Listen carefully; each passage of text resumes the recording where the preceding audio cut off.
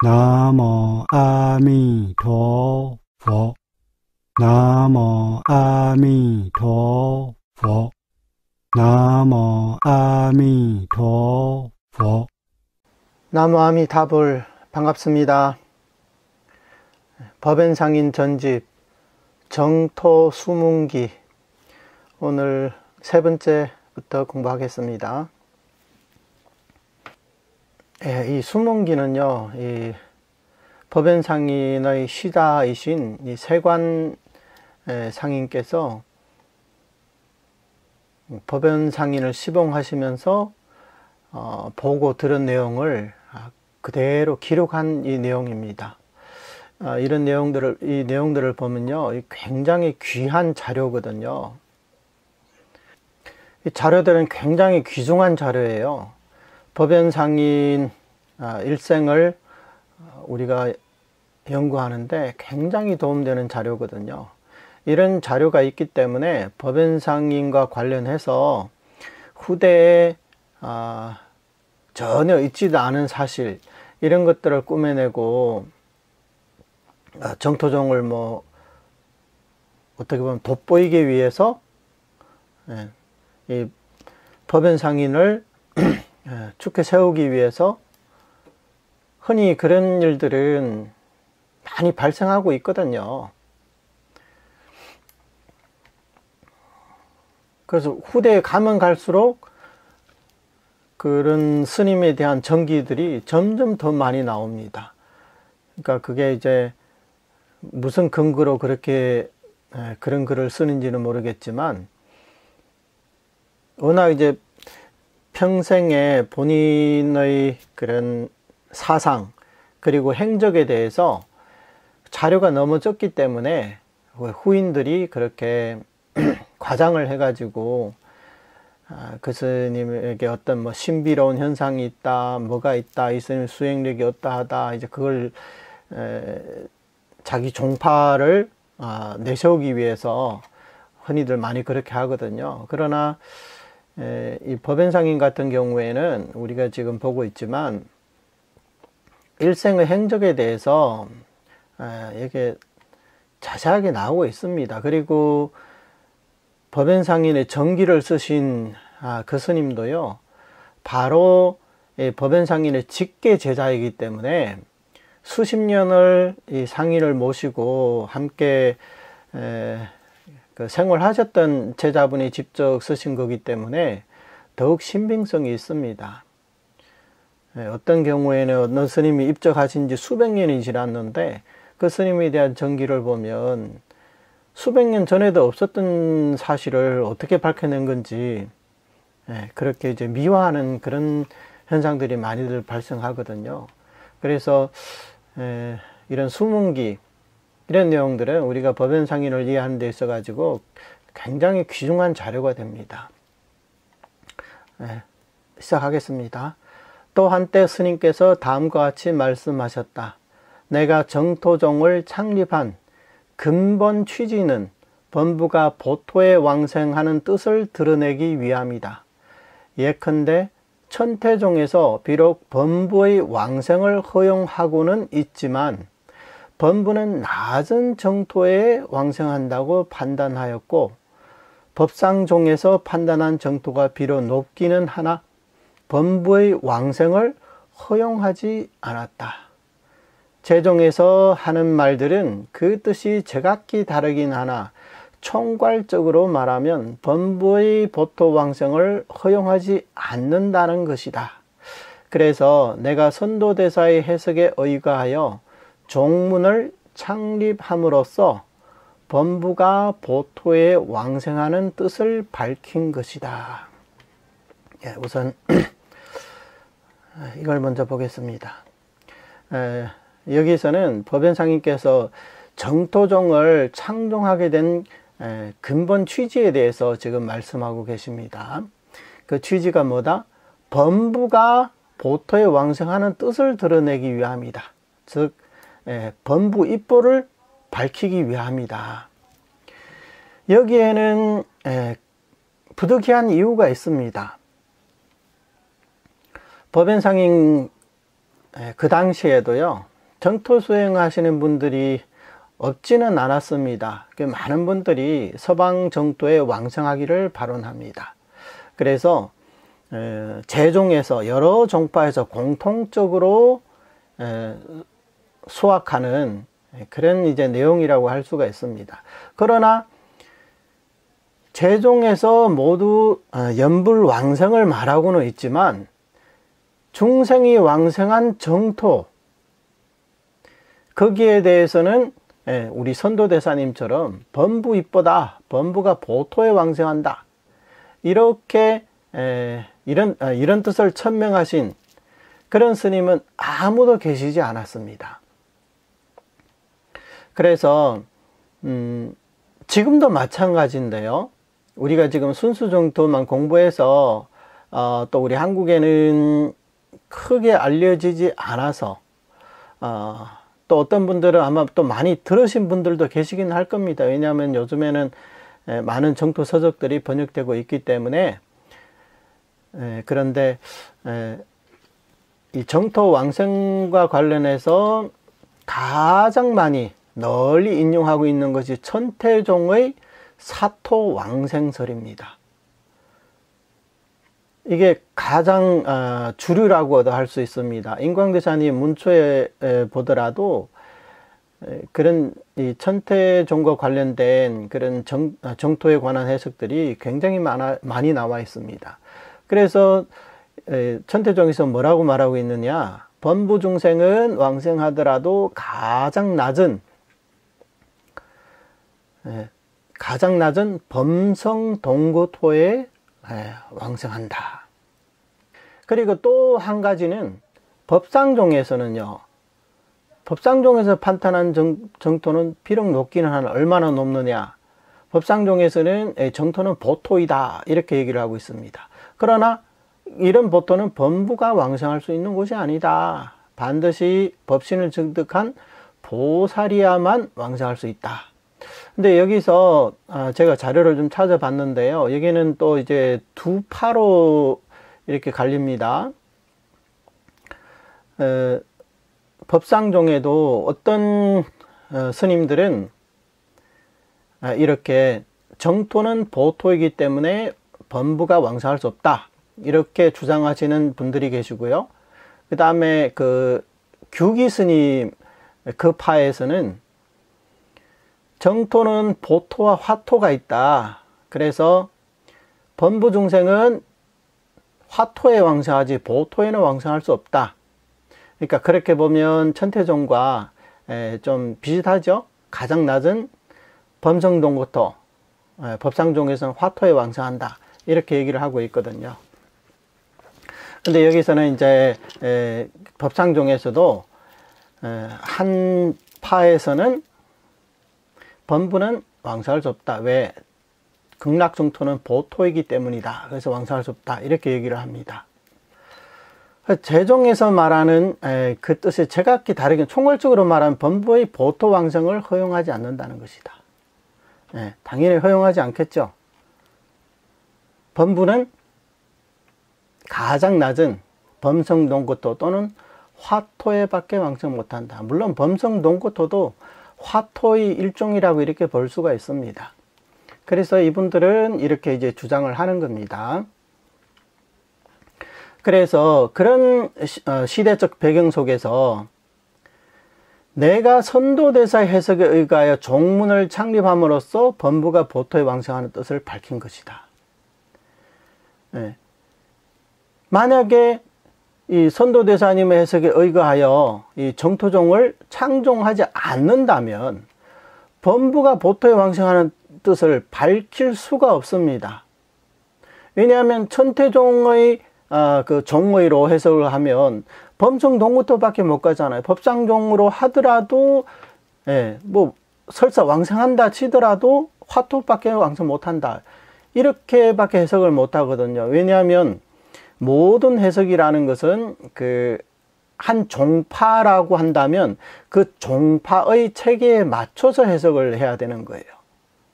오늘날처럼 종파의 개념이 흐릿해진 오늘날에는 아무나 뭐 한마디 두 마디 하거든요. 불교는 이렇다 저렇다, 수행은 이렇다 저렇다, 자기 하고 싶은 대로 얘기를 하거든요. 그 만약에 옛날 같으면요, 이런 그 종파 사상이 엄격한 옛날 같으면 그런 얘기를 함부로 했다가 큰일, 만약에 그 어디 그 큰 절에 가가지고 그런 소리를 함부로 했다가는 그냥 쫓겨나고 말 겁니다. 그만큼 법에 대해서 옛날 스님들은 신중하고 또 거기에 대해 가지고 그런 체계를 따랐다는 거예요. 지금처럼 자기 하고 싶은 말을 그렇게 하는 게 아니에요. 그 해석도 마찬가지거든요. 내가 어떤 경을 해석한다 그러면 내가 천태종 사람이라면 천태종의 그 교학에 맞게 해석을 해야 되는 거예요. 갑자기 내한테 어떤 생각이 떠올라가지고 나는 이렇게 해석해야지, 난 저렇게 해석해야지, 그러면 천태종에서 그 인정을 안 하거든요. 우리 정토도 사실 마찬가지입니다. 우리 정토는 정토의 교리 체계가 있지 않습니까? 그러면 정토를 하는 사람이 정토종의 교리 체계에서 벗어나가지고 내 뜻대로, 내 생각대로, 본인의 사견으로 이렇게 해석을 한다면 그러면 이 사람은 정토종의 행자라고 이렇게 보기는 어렵습니다. 그래서 이런 부분들은 굉장히 신중을 해야 되거든요. 그래서 법연상님께서 그러면 나 스스로 나 혼자 정토 삼부경에 의거해가지고 정토종을 창종하겠다 이렇게 말씀하신 게 아니에요. 왜냐하면 한 종파라는 것은요, 정의 경전만 있어서 되는 게 아니라 상승 논석도 있어야 되고 상승 조사 스님도 있어야 되거든요. 그 다음에 그 교리 체계가 있어야 된단 말이에요. 그런데 우리 선도대사님은 정토종의 교리를 집대성하신 분이기 때문에 법연상님께서 직접 선도대사님에 의거해서 종문을 창립할 수 있었던 겁니다. 그 이유는, 그 취지는 범부가 보토에 왕성하는 뜻을 밝힌 것이다. 누구를 위해서? 본인을 위해서? 나는 한 종파를 창종한 이런 대덕 큰 스님이다. 이것을 표방하기 위해서일까요? 아닙니다. 중생들의 이익을 위해서 창종을 하신 거예요. 그래서 정토종의 교리에 의거해서 이 종파를 세울 필요가 있었다. 종파를 세워서 범부가 보토에 왕성한다. 이런 뜻을 밝힌 것이다. 그러면 여기에 이제 문제가 하나 발생하는데요. 연불에서 왕생한다고 말하면 되지, 뭐 굳이 보토에 왕생한다고 그렇게 강조를 해야 되느냐. 그러니까 일반인들은 그렇잖아요. 정토가 무슨 화토든 보토든 나는 별 상관없어. 어차피 왕생만 하면 되니까 그게 뭐 중요하냐. 보토에서 나중에 점점 수행해가지고 화토로 가면, 그러니까 화토에서 수행해서 보토로 가면 되지. 이렇게 생각하는 사람들 굉장히 많습니다. 우리 이 순수 정토를 하시는 분 제외하고는요, 아마 다른 정토를 하시는 분들 물어보면 우리가 왕성하는 정토는 어떤 곳이냐 하면 거의 대부분 다 범성동구토입니다, 화토입니다, 이렇게 대답을 할 겁니다. 왜? 그렇게 배웠기 때문에. 그러나 우리 선도대사님이 천명하신 범부입보, 이것은 그야말로 우리 정토종만에 있는 그런 교리입니다. 그래서 어디를 왕성하면 뭐 어떠냐, 보토든 화토든. 그 여기에는 이제 어떤 이제 논리가 있냐면, 많은 사람들이 우리는 죄악 생사 범부잖아요. 그런데 우리같이 이렇게 열등한 중생이 저 고묘한 저 보토에 어떻게 왕성한단 말이냐. 이게 대등하지가 않잖아요. 우리 같은 중생이 극락세계 가가지고 매일매일 뭐 극락세계 바닥만 썰으라고 해도, 그 낙엽이 떨어지면 낙엽만 썰어도 나는 만족하고 살 텐데, 굳이 무슨 보토까지? 아이고, 나는 그것까지는 응감생심이다. 그러니까 중생들의 심지가 이렇게 저열하다 보니까 그런 생각도 할 수는 있거든요. 근데 이것은 간단한 문제가 아니에요. 간단한 문제가 한번 들어보세요. 보토라는 것은 아미타 부처님의 열반계라고 했잖아요. 아미타 부처님의 그 자신의 경계란 말이에요. 그래서 이것을 열반계라고도 합니다. 그래서 범부와 보토는 아주 차원이, 하나는 바닥에 있고 하나는 저 하늘 높이 있는 거잖아요. 그래서 어떻게 보면 이걸 어떻게 연결시킬 수가 없는 거예요. 이런 비열한 범부가 어떻게 저렇게 높은 보토에 왕생할 수 있단 말이냐. 그래서 틀림없이 이런 의문이 생겨날 수밖에 없습니다. 그래서 여기에 대해서 우리 선도대사님의 그 유명한 해석이 있죠.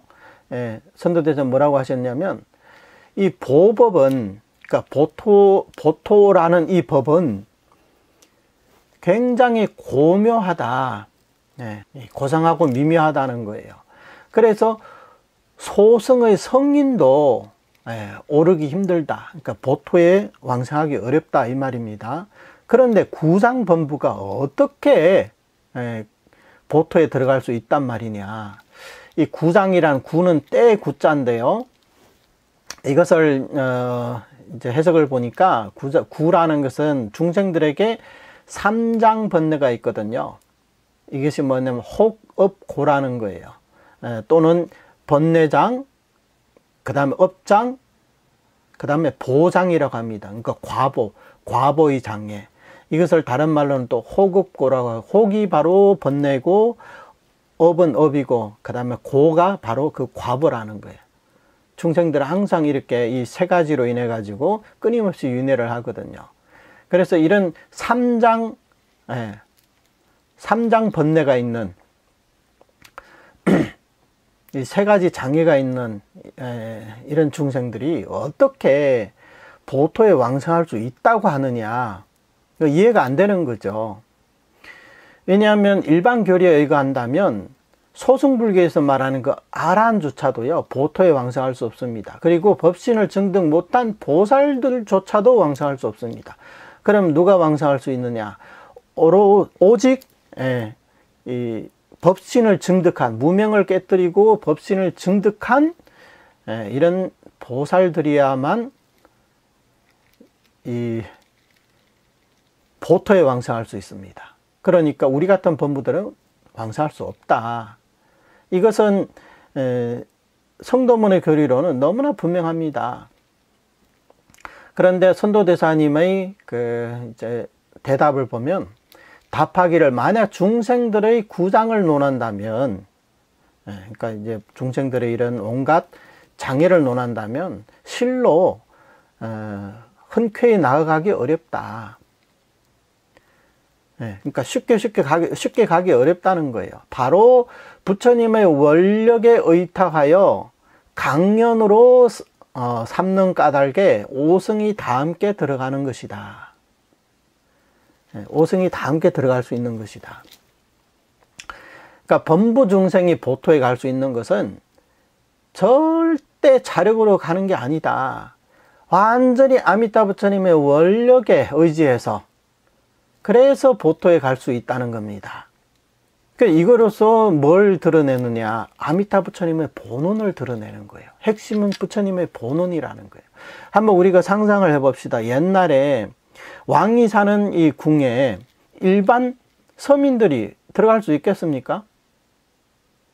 본인 자력으로 들어가려면 들어갈 수, 대문 앞에도 다가서지 못할 겁니다. 아는 사람도 없고, 어떻게 들어갑니까? 일반 서민들이. 그러나 왕이 직접 그 사람을 초대한다면 들어갈 수 있을까요? 없을까요? 그러면 이 사람이 궁에 들어가가지고 왕을 만났습니다. 그러면 이것은 내 자력으로 간 것이다. 아니면 내 자력반 타력반이다. 이렇게 생각할 수 있는, 전적으로 이 왕의 힘에 의해서 들어간 거죠. 일반 이런 서민들이, 백성들이 무슨 힘이 있겠습니까? 왕에게 그런 원이 있기 때문에 내가 저 저 사람을 한번 만나봐야 되겠다, 이런 원이 있기 때문에 이 사람이 들어올 수 있었던 거 아닙니까? 우리가 보토에 왕성하는 것도 마찬가지예요. 자력의 교리로서는 이게 이해가 안 됩니다. 범부가 어떻게 보토에 왕성, 화토에 왕성하면 천만다행인데 어떻게 보토까지 왕성할 수 있단 말이냐. 부처님의 원력이 있으면 가능하다.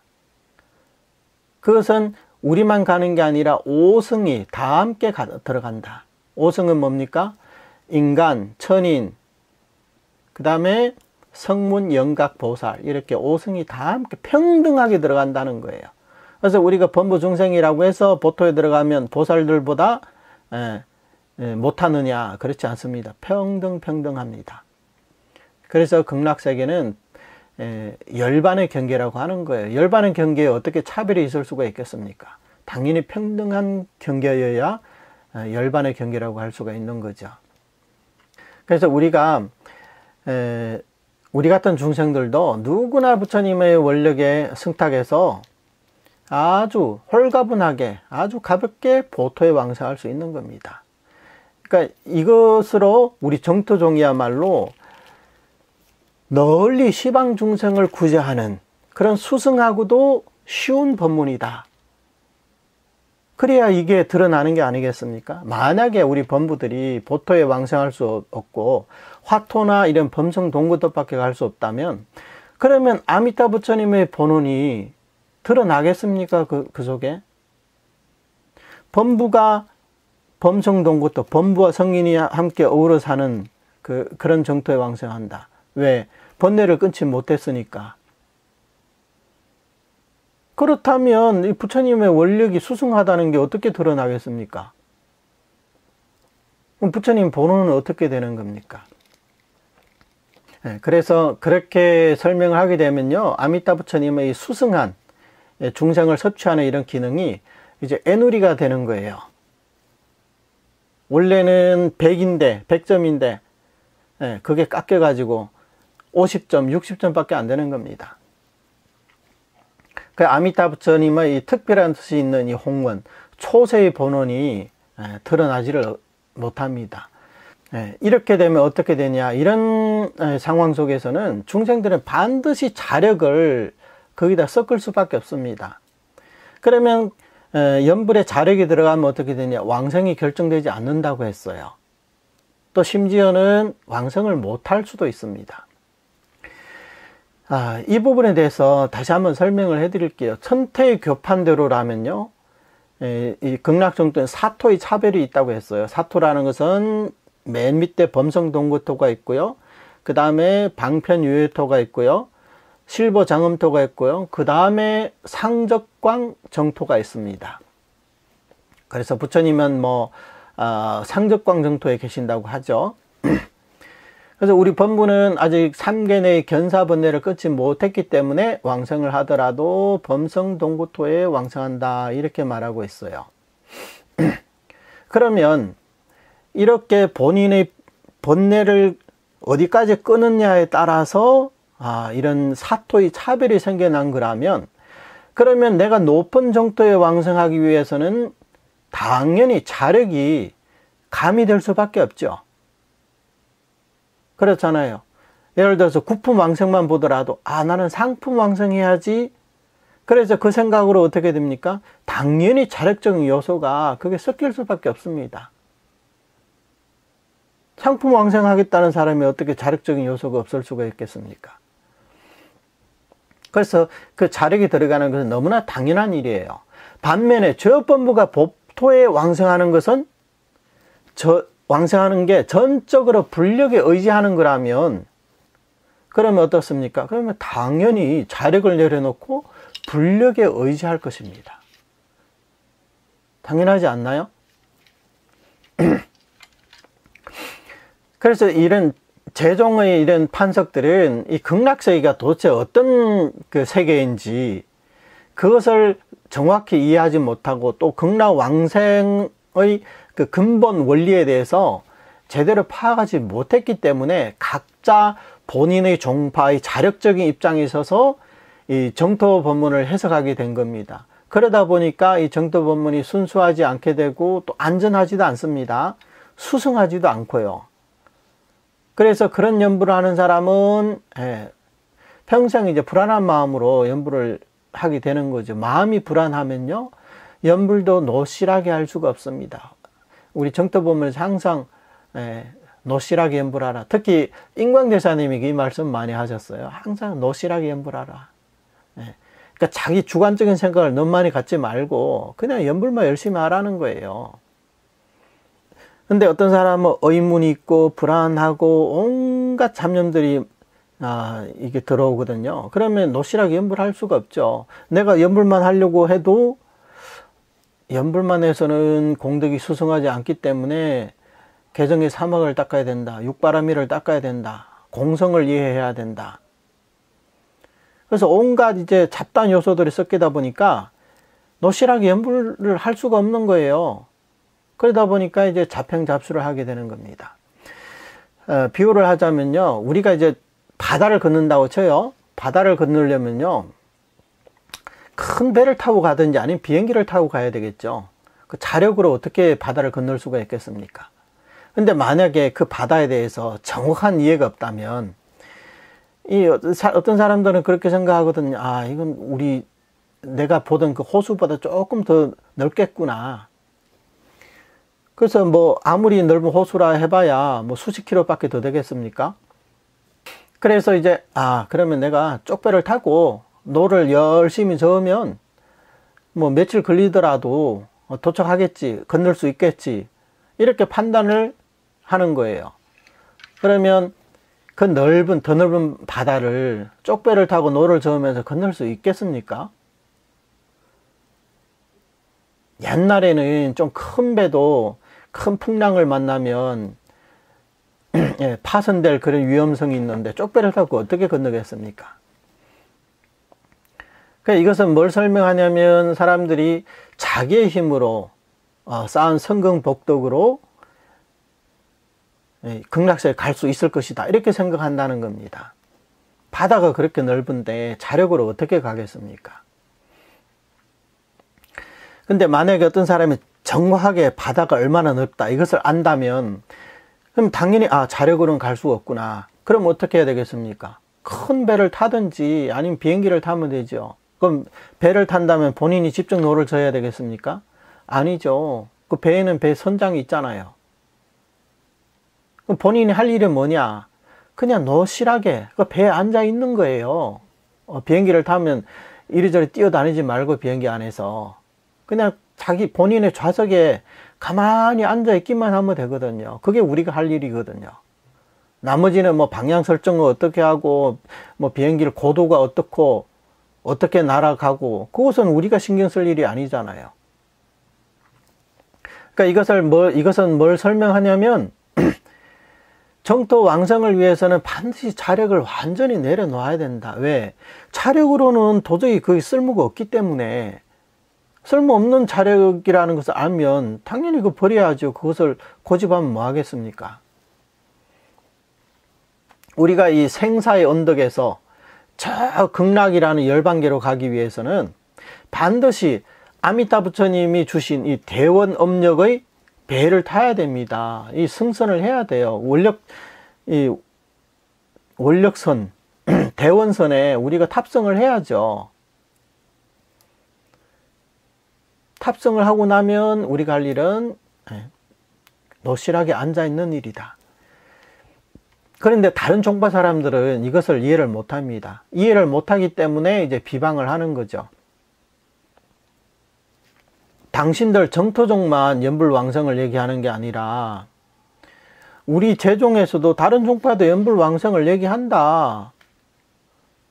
그렇다면 왜 뭐 굳이 정토종을 따로 열 필요가 있느냐. 그래서 당신이 이렇게 정토종을 연다는 것은 남을 이기기 위한 게 아니냐. 자, 한번 볼게요. 그러자 많은 사람이 연불왕생만 권진하면 됐지 굳이 따로 종문을 열 필요가 있는가? 어찌 남을 이기기 위함이 아니겠는가? 라고 비방하는데 이런 사람은 뜻을 모르는 것이다. 만약 따로 종문을 열지 않았다면 어떻게 범부가 보토에 왕생하는 뜻을 드러낼 수 있겠는가? 이거 굉장히 이게 타당한 말씀이거든요. 그래서 법연상이 그렇지 않다. 이 제종의 다른 종파들에서는 이 정토종을 창종한 이 근본 뜻을 모른다. 이 사람들은 그것을 모르고 있다. 만약에 정토종을 열지 않는다면 어떻게 범부가 왕성한다는 이 뜻을 밝혀낼 수 있겠느냐. 다른 종파에는 이런 교리가 없거든요. 그러면 다른 종파에 없는 이 교리를 정토종에 의거해서 해석하지 않으면 그러면 무엇에 의지해서 범부가 왕성한다는 이런 이치를 밝힐 수가 있겠습니까? 천태종에도 이런 얘기가 없고요. 법상종에도 없고요. 삼론종, 화엄종 다 없습니다. 오직 정토에만 범부입보라는 이런 가르침이 있는 거예요. 그렇기 때문에 범부입보를 밝히기 위해서는 당연히 종문을 열지 않으면 안 된다. 만약에 종문을 열지 않고 범부입보다 이렇게 주장을 하면 그러면 또 이 사람들은 또 이제 질문을 하겠죠. 힐난을 하겠죠. 그러면 당신은 누구를 의지해서 어떤 종파에 의지해서 지금 범부입보를 주장하고 있느냐 이렇게 질문을 한단 말이에요. 그러면 종파를 열지 않은 상태에서는 이거 제 개인적인 생각입니다. 이렇게 얘기를 하면 그게 신빙성이 있겠습니까? 그래서 사람들이 이렇게 물어보면 여기에 나와있죠. 게다가 사람들이 지금 말하는 연불왕성은 어느 교법과 어느 스승에 따른 것이냐고 묻는다면 천태법상도 아니고 삼론화엄도 아니므로 어떻게 대답해야 할지 모른다. 그래서 도작 선도의 뜻에 의거하여 정토종을 창립한 것이지 남을 이기기 위한 것은 전혀 아니다. 그래서 이제 당연히 그 근거를 말해야 될 거 아니에요. 다른 종파가 아니기 때문에 나는 이 정토종은 도작 선도의 뜻에 의거한 것이다. 이러면 근거가 있잖아요. 우리 이 정토종은요, 정토 삼부경의 근거가 있고요. 그 다음에 조사 스님의 전승이 있고, 또 교리상의 교상 판석도 있습니다. 그 다음에 금기를 섭수하는 측면에서는 5성이 다 포함된다고 했어요. 아까 말씀드렸죠. 5성이 다 함께 보토에 들어간다고 했잖아요. 그러니까 5성을 다 섭수할 수가 있습니다. 이 말은 위로는 보살에서부터 아래로는 사실 정법 비방을 한 자, 그리고 성근이 끊어진 이런 일천재, 이런 중생들도 다 포함한다는 겁니다. 그래서 우리 정토종은 뭐라고 했습니까? 범부를 근본으로 하고 그 다음에 겸하여 성인을 섭수한다. 그러니까 주로 범부들을 구제하는 가르침이라는 겁니다. 그 다음에 행법으로는 뭐가 있습니까? 책명 정정업이 있잖아요. 그러면 또 이익은 뭐냐? 10명이 연불하면 10명이 왕성하고요. 100명이 연불하면 100명이 왕성한다. 그러면 그 원리는 무엇이냐?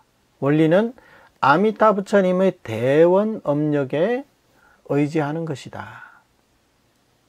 대원 업력에 올라타는 것이다. 이렇게 설명을 해야 한 종파의 이제 규모가 이제 완성이 되고 교리 체계가 다 이제 잡히는 겁니다. 이래 모든 것이 다 이제 근거가 이제 다 나와 있지 않습니까? 이 부분에 대해서 조금 부연 설명을 좀 드릴게요. 이 천태에서는요, 극락정토를 사토로 이렇게 나눈다고 했잖아요. 법상종에서는 또 보토와 화토 이렇게 나눈다고 했어요. 근데 이제 규기 스님을 보면요, 규기 스님의 그 해석을 보면 이분도 이제 정토왕생을 많이 권장을 하셨거든요. 그런데 이분의 가르침을 보니까 이분은 극락정토를 뭐라고 생각하냐면, 극락정토는 시방세계 정토 가운데 가장 수준 낮은 그런 정토라고 합니다. 가장 차원 낮은 정토다. 그러면 왜 정토에 왕성해야 되느냐? 이유는 간단해요. 낮은 정토이기 때문에 우리 같은 범부 중생이 가기가 쉽다는 거예요. 만약에 저 고미한 보토라고 하면 범부 중생이 갈 방법이 없잖아요. 아까도 말씀드렸지만 범부와 보토 사이에는 그 갭이 너무나 넓은 거예요. 그래서 왕성할 수 없다는 거예요. 이분은 그렇게 해석하고, 그리고 정토가 어디에 있느냐, 이 질문에 대해서는 정토는 3계 내에 있다고 합니다. 3계 내 어디에 있냐 하니까 3계 내 욕계에 있다는 거예요. 그러나 이 욕계라는 것은 이 공간적으로 말하면 욕계에 있지만 욕계에 있으면서 3계를 벗어난 곳이다. 이렇게 설명하고 있어요. 그러니까 이것은 뭐냐면 욕계는 우리 중생들, 우리 같은 범부 중생들이 욕망으로 득실거리는 중생들이 사는 곳이잖아요. 그러나 그 속에 이 정토라는, 극락정토라는 공간이 따로 있는데 이 공간은 3계 내에 있으면서 3계를 초월한 그런 정토라는 거예요. 아무튼 해석을 그렇게 하고 계십니다. 이게 법상종에서 말하는 정토입니다. 그 다음에 삼론이라고, 삼론종이 있잖아요. 삼론종은 길장대사를 대표로 하는데요. 삼론종에서는 뭐라고 하냐면 여기도 마찬가지예요. 극락정토는 가장 수준 낮은 그런 정토라고 합니다. 그러면 왜 정토 왕성해야 되느냐? 이 규기대사님과 좀 비슷해요. 가장 문턱이 낮기 때문에 수준이 낮고 문턱이 낮기 때문에 우리가 가기 쉽다는 거예요.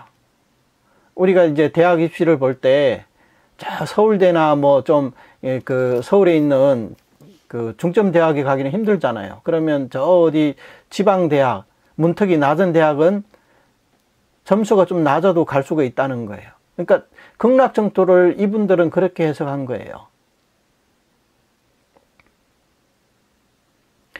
물론 이제 화엄에서도, 화엄은 어떠냐? 화엄도 극락정토를 얘기하는데요. 근데 여기도 또 갈립니다. 어떤 분들은 극락정토도 화엄장세계다. 화엄에서 말하는 화엄장세계, 연화장세계 또는 화엄장세계, 연화장세계 같은 뜻인데요. 이게 속한다. 이렇게 말씀하는 분도 계시고, 또 어떤 분은 화엄장세계 가운데서도 가장 낮은 계위에 있는 정토다. 이렇게 해석하고 있습니다.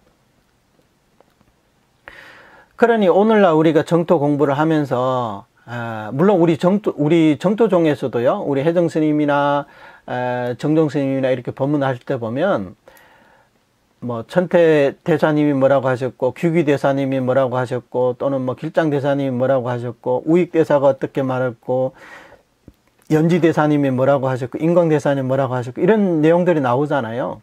근데 그분들의 말씀을 인용한 것은요, 우리 정토종의 그 핵심 교리를 설명하는데 그것을 뒷받침할 그런 근거들을 이렇게 제시하려고, 보충 설명을 하려고 하는 거지, 그분들의 전체 정토 사상을 따르려고 하는 것은 절대 아닙니다.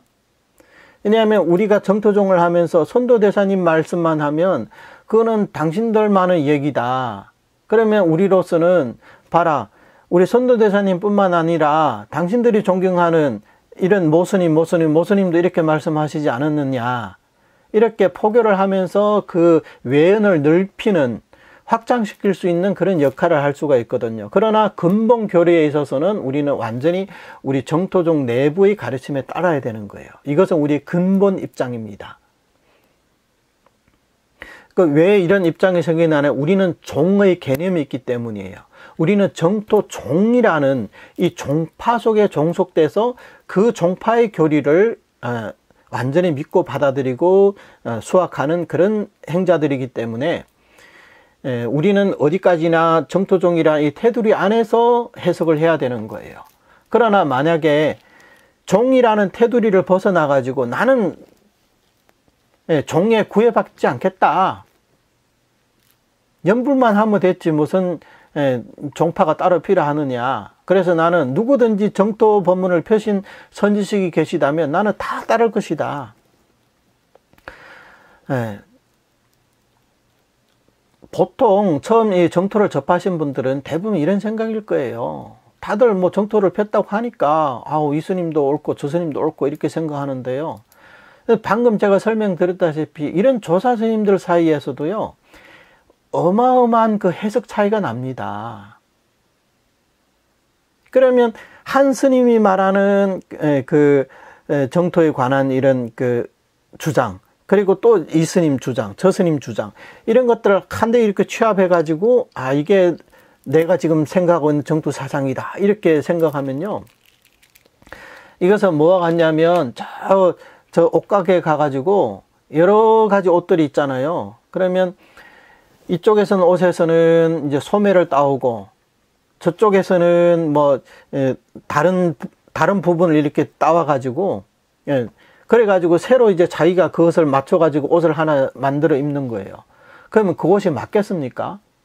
서로 재질도 다르고 길이도 다르고 양식도 다 다를 거 아니에요. 근데 어쨌든 옷은 옷이에요. 근데 그 옷이 맞겠냐 이 말이에요. 그러니까 그렇게 여기저기서 짜집게 해가지고 맞춰놓은 그런 옷들이 본인의 품에 맞겠냐고요. 그래서 우리가 이 종을 강조하는 이유가요, 일관되고 체계적인 정토 교학을 공부하려면 이렇게 하는 수밖에 없습니다. 아니면 어떡하겠습니까? 어떤 분은 보토라고, 어떤 분은 화토라고 그러고, 어떤 분은 왕성한다고, 어떤 분은 왕성 못한다고 그러고, 어떤 분은 그 별시의취라 그러고, 그런 말을 우리가 다 따라야 됩니까? 네, 그렇지가 않습니다. 그래서 오늘날 이 법연상님께서 이렇게 이것을 정토종을 열어주신 게 우리에게는 정말로 크신 은혜가 아닐 수가 없습니다. 이렇게 법연상인을 통해 가지고 우리는 선도대사님의 가르침에 더욱 더 신심을 내게 되었고, 그리고 선도대사님의 가르침을 우리가 더 깊이 있게 공부할 수 있게 되었습니다. 이게 다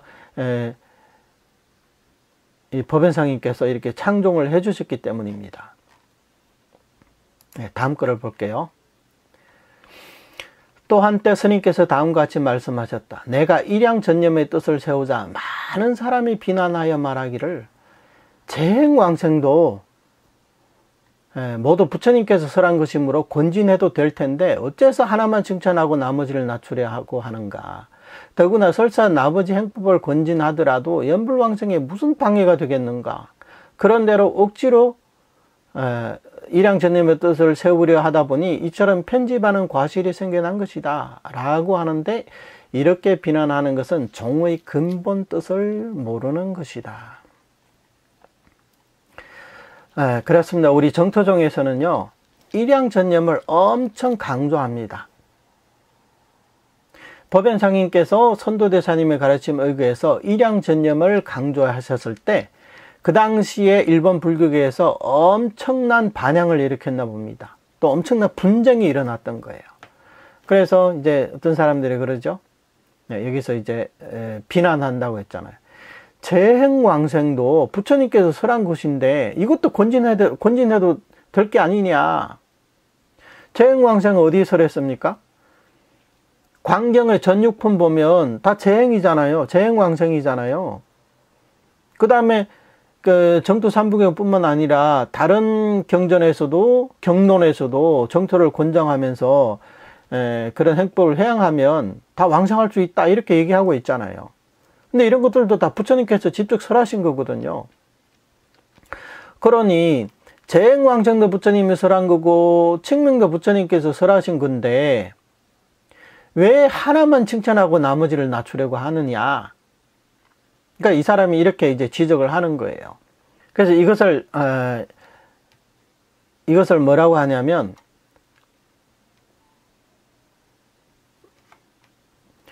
이 여기서 하나만 칭찬 나머지를 낮추려고 하느냐. 그러니까 이 사람은 재행왕생과 연부를 동등하게 본 거예요. 아마 오늘날 우리 순수 정토종을 모르는 사람이라면요. 죄송합니다. 순수 정토종을 모르는 사람이라면 이 얘기를 들으면 그럴싸하거든요. 일리가 있다. 그렇지. 다 부처님이 설한 건데, 그러면 부처님께 설한 건 다 권진해야 되지 않느냐. 연부를 권진하도 되지만 그럼 재행왕생 똑같이 권진해야 되는 거 아니냐. 근데 왜 지금 하나만 칭찬하고 나머지를 낮추려고 하느냐. 그리고 나머지 행법을 권진한다고 해서 그렇다고 연불왕생에 무슨 방해가 되겠느냐. 연불할 사람은 그래도 연불할 게 아니냐. 그런데도 억지로 이런 일양전념의 뜻을 세우려고 하다 보니까 편집하는 과설이 생겨난 것이다. 이 편집이라는 게 뭡니까? 그러니까 자기 생각이 옳다고 고집하는 것을 말하는 거고, 치우치게 고집한다는 거예요. 하나에 집착한다는 거예요. 그래서 이런 과실이 생겨났다. 이렇게 이 사람들이 이제 비난을 하거든요. 이것은 그냥 얼핏 들으면, 이 정토종 교리를 모르는 사람 들어보면, 아, 그래. 그렇지. 이래야 원용하지. 이래야 모순이 안 생기지. 이래야 분쟁이 일어나지 않지. 이렇게 생각을 하거든요. 그런데 이렇게 비난하는 것은 종의 근본 뜻을 모르기 때문이다. 그러니까 이렇게 비난하는 사람은 이 정토종의 근본 뜻을 모른다는 거예요. 재행도 부처님께 설한 것은 맞지만 근데 그것은 방편설이라는 거예요. 왜냐하면 부처님께서는 재행을 왕생의 정인으로 이렇게 선택을 하지 않았다는 거예요. 처음부터. 그리고 오로지 칭명만을 정토왕생의 정인으로 부처님께서 그렇게 선택하신 거 어떡합니까? 그리고 이제 선도대사님도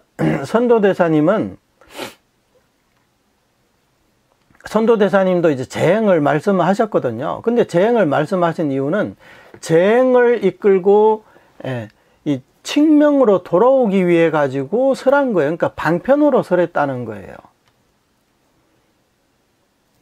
우리가 무량수경을 보면 삼배왕생문이라고 있잖아요. 상배자는 어떻고, 중배자는 어떻고, 하배자는 어떻고.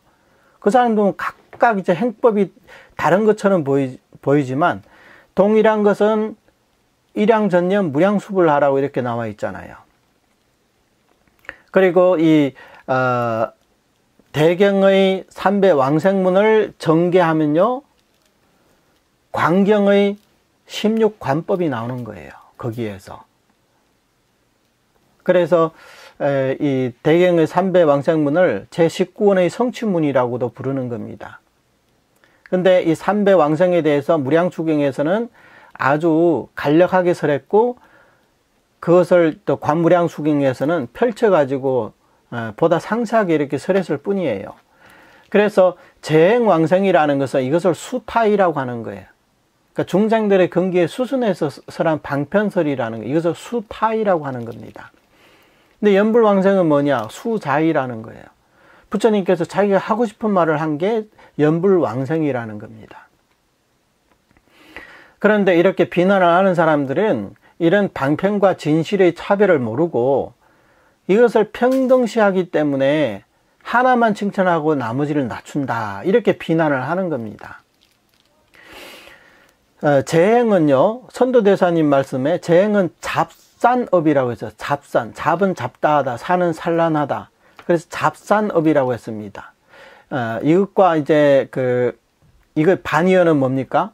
정정업이죠. 그래서 칭명은 정정업이라고 했습니다. 재행은 잡선업이라고 했고요. 그 다음에 재행은 부처님의 본원에 수순하지 않고 칭명은 부처님의 본원에 수순합니다. 그 다음에 부처님의 본원에 부처님의 본원에 수순하는 게 뭐냐? 그게 정정의 업입니다. 그래서 정정업을 닦는 사람은 반드시 왕생한다. 그러면 부처님의 본원에 수순하지 않는 것은 뭐냐? 그것을 잡선업이라고 합니다. 선도대사님 말씀에 잡산의 업을 닦게 되면요. 잡산의 업을 닦게 되면 100명 가운데 왕생한 자는 한두 명도 드물고 1000명 가운데 3명, 5명도 드물다고 했어요. 이 말씀은요. 오늘날에도 이렇게 얘기하는 사람이 있습니다. 연부를 해도 10,000명 가운데 3명, 5명밖에 왕생 못한다. 이렇게 말씀하시는 분이 계시거든요. 그러면 이것은 무엇을 설명할까요? 그 사람이 정정업을 닦았는데 10,000명 가운데 3명, 5명밖에 왕성 못한다. 그러면 선도대사님 말씀이 잘못된 거죠. 선도대사님 말씀에 의거해서 우리가 판단하면 10,000명 가운데 3명, 5명밖에 왕성 못한다. 그것은 그 사람이 잡산업을 닦기 때문이에요. 즉 잡행을 닦고 있기 때문에 그렇게 10,000명 가운데 3명, 5명밖에 왕성 못하는 겁니다. 그러면 오늘날 10,000명이 닦아서 10,000명이 왕성하는 일양전념을 강조하지 않는다면, 그래서 재행과 연부를 동일시한다면, 그러면 모든 사람들이 100명 가운데 한두 명, 1000명 가운데 3명, 5명밖에 왕성 못하게 하는 게 아니겠습니까? 그러면 이 중생, 이 수많은 광대한 중생들로 하여금 왕생의 이익을 잃게 하는 거잖아요. 그렇기 때문에 일양전념이라는 기치를 높이 들 그런 필요성이 있는 겁니다. 그러니까 이것은 그 사람의 그 입장 문제라고 할 수가 있거든요. 우리는 정토종입니다. 그러면 정토종은 정토종의 입장이 있는 거예요. 그러니까 오늘날 많은 사람들이 좀 그런 부분들이 있습니다. 초창기 때 저도 그런 얘기를 많이 들었는데,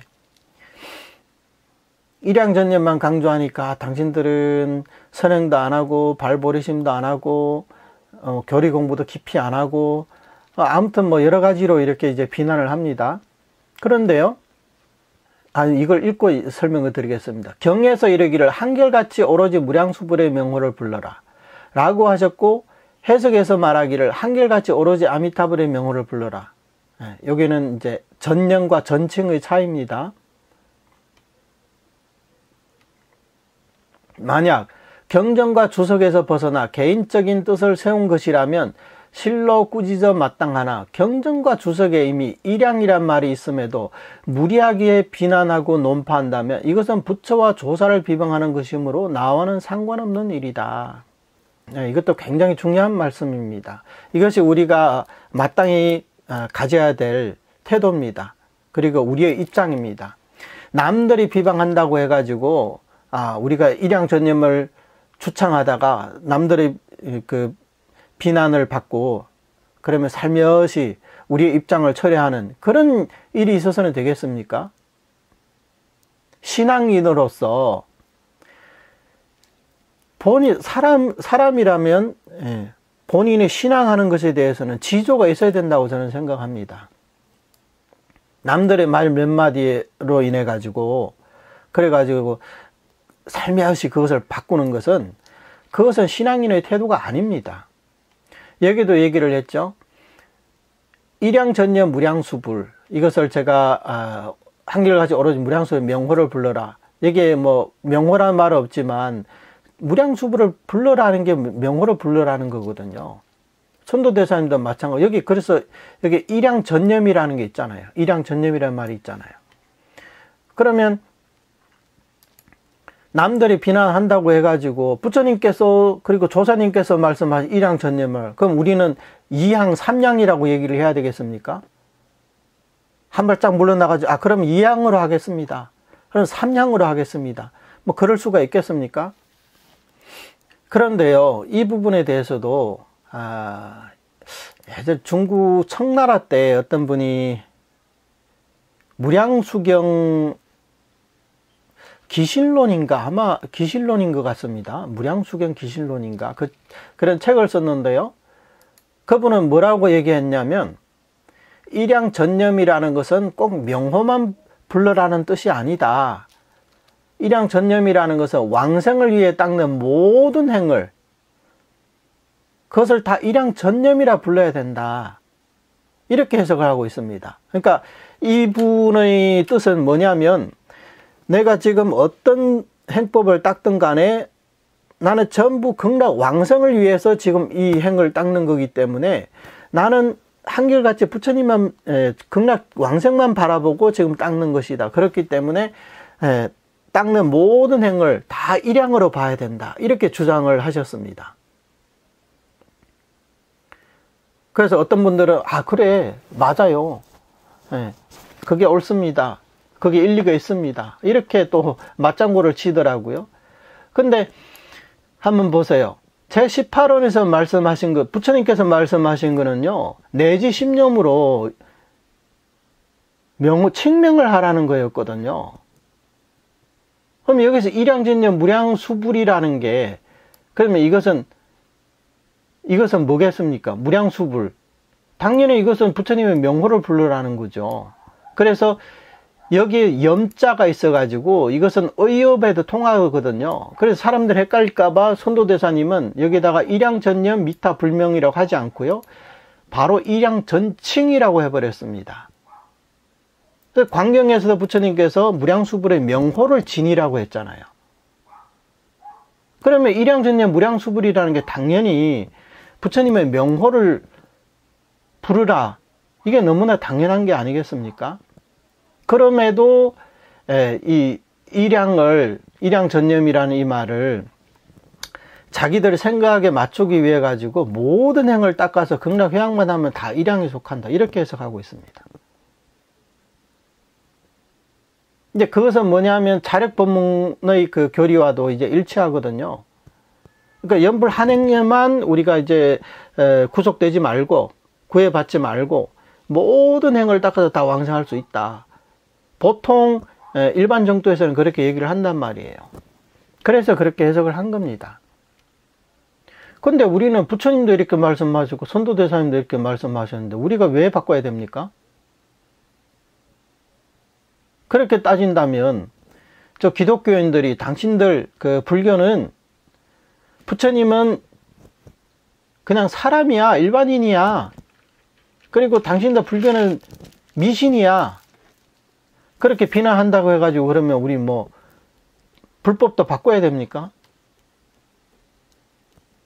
그럴 수는 없잖아요. 우리는 우리의 입장을 굳건히 지키는 거예요.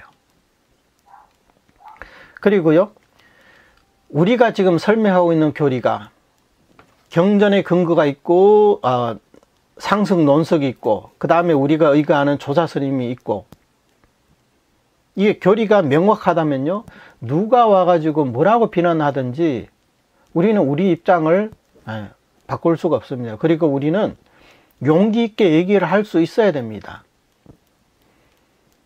사람들이 너무 많이 반대하니까 그러면 얘기하지 말까?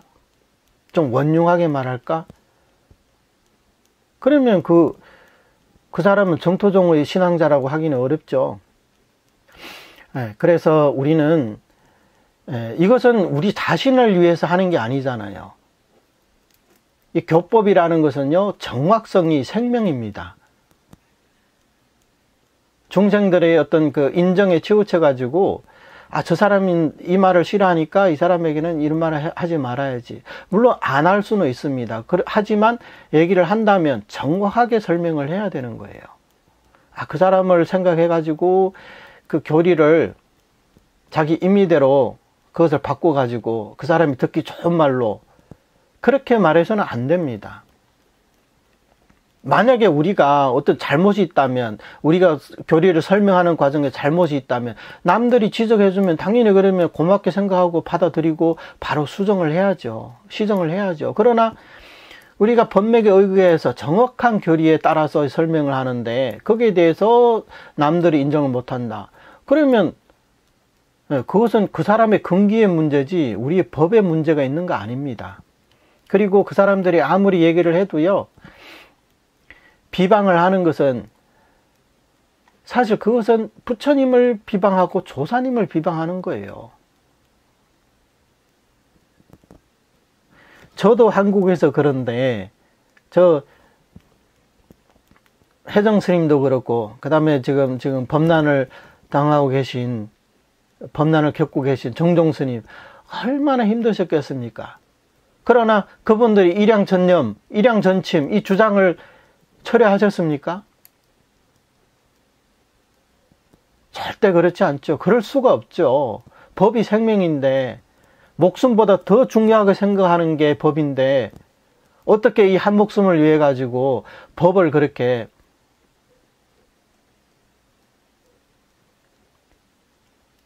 그런 법을 그렇게 왜곡시킬 수 있겠습니까?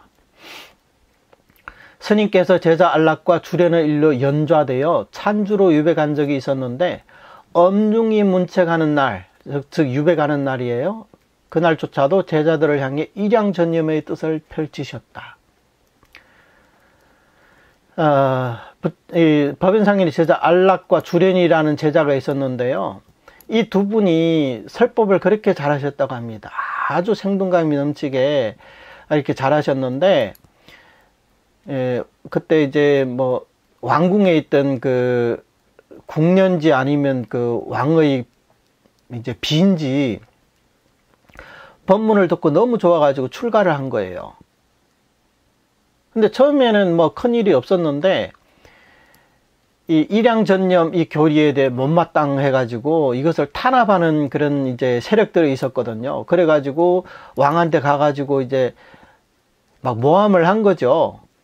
없었던 일도 막 그 스님들이 이 왕의 비를 어떻게 꼬드겨가지고 뭐 어떻게 했다 뭐 이렇게 없던 일을 막 만들어가지고 이렇게 모함을 한 거예요. 그러니까 왕이 대노했을 거 아니에요. 그래가지고 이 두 제자를 이제 참수를 하게 됩니다. 그래서 이제 두 제자가 이제 죽게 되고요. 그 다음에 법연상인도 이제 유배를 갑니다. 이때 이제 그 정토 진정에서 말하는 이제 신란도 이제 유배를 가거든요. 그때 이제 제자들이 여러 명이 함께 이제 유배를 가게 되었어요. 그래서 그날조차도 이제 제자들을 향해 일양전념의 뜻을 펼치셨다. 이때 서아미타불이란 제자가 안색이 변하여 말하였다. 이 서아미타불 사람 이름이에요. 네. 안색이 변하여 말하였다. 스님께서는 다신 이 일을 말씀하지 마시고 제자들 역시 이 일에 관해 묻지 마십시오. 스님께서 고달픈 저 먼 곳으로 유배가게 된 것도 본래 이 일 때문에 일어난 것입니다. 라고 하였다. 스님께서 말씀은 너는 경전과 주석에 나와 있는 글을 보지 못하였는가? 서아가 이 서아미타불입니다. 경전과 주석에 나와 있는 글이 비록 분명하나 세상 사람들이 싫어하고 비난하는 것을 어떡합니까? 스님께서 말씀하셨다. 법을 위해서라면 목숨도 가벼워할 수 있으니 난 죽어도 후회 없다. 그러니 말할 엄두조차 못 내서는 안 된다. 네. 진실한 기색이 말투에서 드러나니 이를 본 사람마다 흐느껴 울며 감복하였다. 이것도 굉장히 중요한 이 자료거든요. 그때 어떤 일이 있었는지 이런 게 없으면 그때 상황을 우리는 정확히 이제 이해를 하지 못하겠죠. 여기 말씀도요. 저 처음에 이걸 보고 정말 눈물이 핑 돌더라고요. 이런 큰 조사 스님도 이런 범난을 당하시는구나. 엄청난 이 충격과 이 감동을 주는 내용입니다. 그래서 이 유배를 가는 날에서조차도 일양전념을 얘기하니까 이 서아미타불이라는 이 제자가 막 당황을 한 거예요. 이제 겁이 나겠죠. 그래가지고 이제 낯색이 막 변한 거예요. 아, 스님, 다시는 일양전념을 말씀하지 마십시오. 그리고 다른 제자들도 이 일을 일양전념에 관한 교리에 대해서 묻지 마십시오. 스님이 지금 연세가 이렇게 많으신데 저 수고롭게 저먼 저 변방으로 유배를 가게 생겼는데 그게 다 우리가 일양전념을 얘기해서 그렇게 된 거 아니냐. 우리가 일양전념을 얘기하니까 그게 이제 딴 마음을 품은 사람들이 그것을 비방하고 그래서 그거로 안 되니까 왕한테까지 모함을 해가지고 이렇게 유배를 간 게 아니냐. 그러니까 이것도 사실은 제자가 스승을 위한 이 마음이라고 이렇게 보셔야 됩니다. 스승을 위하는 마음으로 혹시 또 더 안 좋은 봉변을 당할까봐 제자가 이렇게 말리신 거죠. 근데 법연상인은 뭐라고 하십니까? 너는 경전과 주석에 나와 있는 글을 보지 못하였는가? 제자가 그걸 모를 리가 있겠습니까? 스승을 따라다니면서 그동안 그렇게 공부했는데. 경전과 주석에 나오는 글이 뭐 분명하기는 하나 이 세상 사람들이 이것을 싫어하고 이렇게 비난해가지고 지금 유배까지 보내려고 하는데 그럼 뭐 어떻게 해야 됩니까? 계속 얘기를 해야 됩니까? 그 스님, 자기 스승님의 그 안위를 생각해서 하는 말이에요. 그러니까 스님께서 법을 위해서라면 이 목숨도 내가 버릴 수 있다. 가비할 수 있다. 그래서 내가 일양전념을 설하다가 난 죽어도 후회 없다. 그러니 말할 엄두조차 못 내서는 안 된다. 법이 이러하다면 이렇게 설하는 거예요. 저러하다면 저렇게 설하는 거고. 누구를 위해서라도 이게 누구를 위해서입니까? 다 중생들의 왕생의 이익을 위해서 아닙니까? 그런데 인정에 끄달려 가지고 저 사람은 이 얘기를 싫어하니까 우리 하지 맙시다. 이런 얘기를 했다가 괜히 어떤 비난의 소리를 들을지 모르니까 하지 맙시다. 그래서는 안 돼요. 이거는 개인을 위해서, 본인을 위해서 뭐 설화도 되고 설화도 안 되고 그런 게 아니잖아요. 법에 이렇게 나와 있으면 이렇게 설하는 겁니다. 그래서 어떤 어려움이 있든 간에 나는 법을 위해서라면 목숨도 가벼워할 수 있다.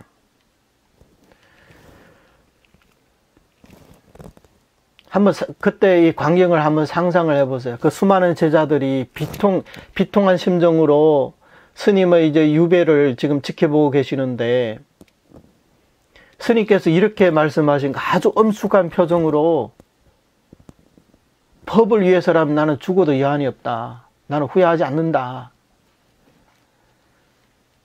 그러니까 그 분위기에 그 말을 듣는 사람들이 다 흐느껴서 울면서 감복을 했다는 거예요. 이게 조사스님입니다. 이게 우리 법연상인이에요. 그래서 오늘날 우리가 법연상인의 가르침을 공부할 수 있는 지금 이 기회는 정말로 정말로 소중한 기회라고 생각합니다. 앞으로 이렇게 모르겠어요. 나중에 누가 또 다시 이 법연상인 전집에 대해서 강의하실 분이 계실런지는 모르겠지만요. 지금 이 땅에 정토 법문이 있고 나서부터 법연상인의 강의를 여러분들이 최초로 이렇게 듣는 거예요. 그리고 법연상인의 이 전집을 최초로 보시는 거예요.